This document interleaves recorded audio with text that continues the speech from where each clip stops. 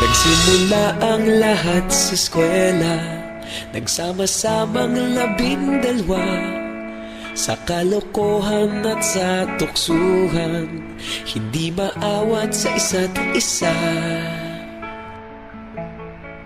Madalas ang standby sa cafeteria, isang barkada na kay saya.